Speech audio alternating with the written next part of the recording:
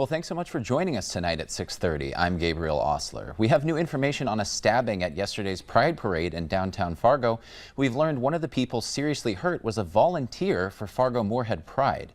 Valley News Team's Ethan Kramer joins us live from the scene downtown with more details.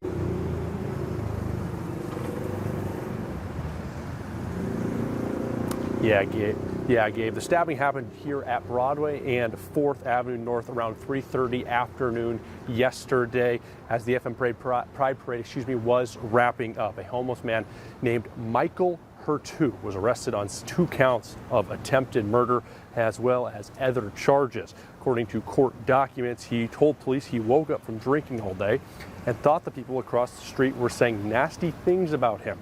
He reportedly started punching a man, then stabbed him and a woman, then threw his knife at another woman. The woman says the man had dead in his eyes when he looked at her.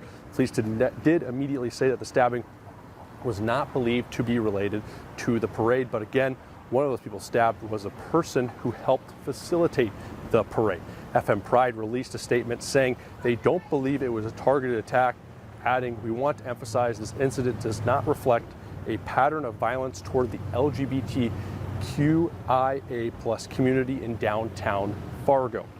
Hurtu is scheduled to be back in court again on September 25th.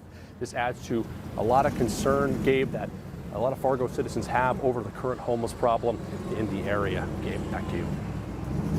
Thanks so much, Ethan. Yes, definitely something to keep an eye on. And if you want to keep an eye on it, you should download our VNL News app. We broke the story there yesterday. You can download the app for free. Just search VNL News in the App Store.